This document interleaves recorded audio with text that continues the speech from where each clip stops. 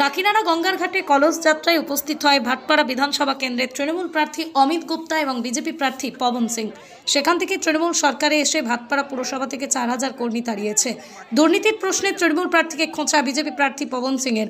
পাল্টা তৃণমূল প্রার্থী অমিত গুপ্তা বলেন, এবার মানুষ তাকেই সমর্থন করবে।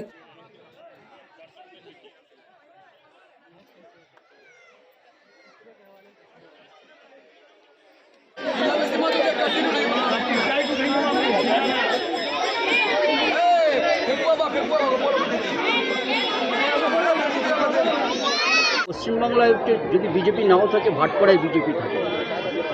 এই পরিস্থিতিতে দাঁড়িয়ে পবন আবারও প্রার্থী, 3বারের লড়াইতে কেমন লাগছে?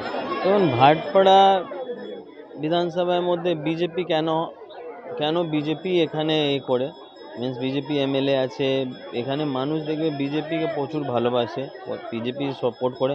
ইভেন যে সময় আমার বাবার টিএমসি করতো, ওই সময় প্রচুর সংখ্যার লোক যে আছে বিজেপি করতো, ওর প্রচুর লোক বিজেপি মাইন্ডেড আছে এখানে।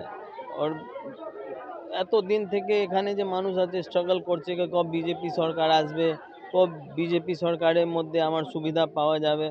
তো এই স্ট্রাগল মিন্স 2019 থেকে নেই, ওর আগেও থেকে এরকম স্ট্রাগল চলতে এসেছে। আজকে আপনি দেখছেন থার্ডবার আমি চান্স পেয়েছে, আমার দল আমার উপরে বিশ্বাস করে আমাকে চান্স দিয়েছে।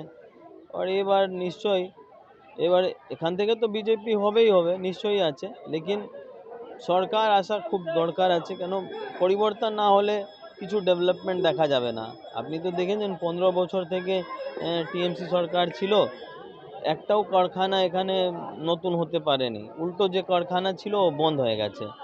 তো মানুষ আবার নিজের জন্যে চিন্তাভাবনা আছে মানুষের ভিতরে কি আমার জীবন কব ভালো হবে, কব আমার ছেলে মেয়ে ভালো স্কুলে পড়াশোনা করবে, কব আমার হেলথ সমস্যা হলে আমি একটা ভালো হসপিটালে গিয়ে ট্রিটমেন্ট করতে পারবে।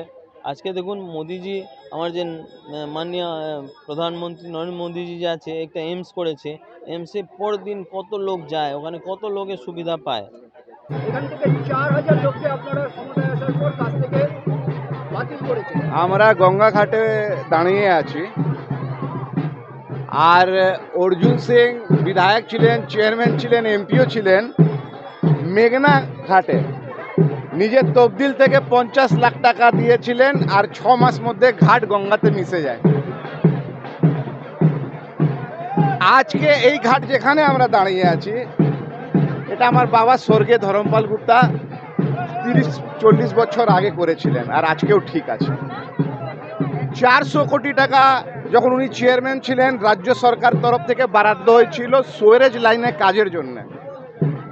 উনার চেয়ারম্যান থাকাকালীন কাজটা শুধু কাগজ কলমে হয়েছে, বাস্তবে যদি 400 কোটি টাকা কাজ যদি ভাটপাড়ায় হতো, তো ভাটপাড়া আজকে 1 নম্বরে থাকতো। উনার বাবা যা যা করাপশন করেছেন, সেটা যদি আমি বলতে যাই তাহলে রাত হয়ে যাবে। মানুষ বুঝতে পেরেছে, মানুষ ভাটপাড়া ভুক্তভোগী।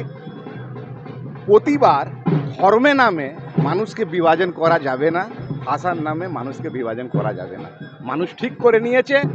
7 বছর পবন সিং বিধায়ক, তাকে মানুষ সংজ্ঞা দিয়েছে মিসিং বিধায়ক, যিনি দেখা যান না।